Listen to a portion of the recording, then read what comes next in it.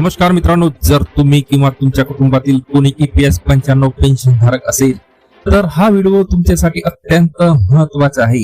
होय, मोदी सरकार आता पूर्णपणे ऍक्शन मोड मध्ये आहे आणि देशातील तब्बल 78 लाख पेन्शनधारकांना लवकरच एक खूप मोठी आणि आनंदाची बातमी मिळण्याची दाट शक्यता आहे. पेन्शनच्या रकमेत मोठी वाढ होणार का? काय आहे सरकारचा नवा प्लॅन? जाणून घेऊया या व्हिडिओमध्ये सविस्तर.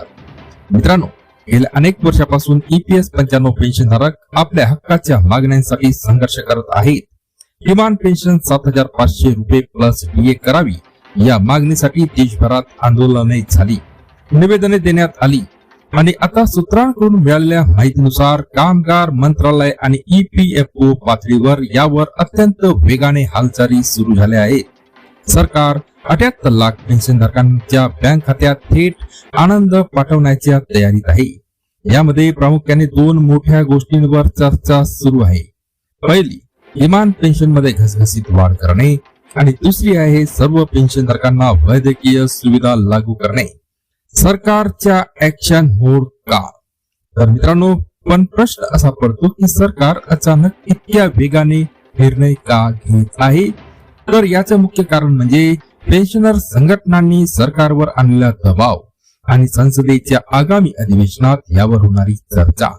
अर्थ मंत्रालय आणि कामगार मंत्रालयाच्या उच्च पदस्थ अधिकाऱ्यांमध्ये नुकतीच एक महत्वाची बैठक पार पडली आहे. मिळालेल्या अपडेट नुसार सध्या मिळणारी 1,000 रुपयाची किमान पेन्शन आता इतिहास जमा होणार असून ही थेट 3,000 ते 5,000 रुपये किंवा त्याहून अधिक करण्यावर गांभीर्याने विचार सुरू आहे. जर असे झाले तर महागाईच्या या काळात 78 लाख वृद्ध पेन्शनधारकांना खूप मोठा आर्थिक दिलासा मिळणार आहे.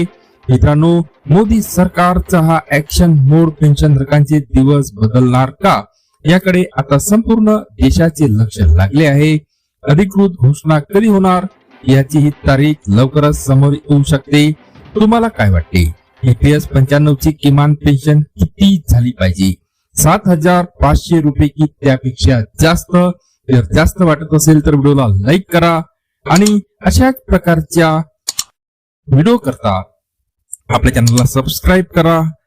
हा व्हिडिओ आपल्या मित्र परिवाराला सुद्धा शेअर करायला विसरू नका. पुन्हा भेटूया नवीन अपडेट मध्ये. धन्यवाद.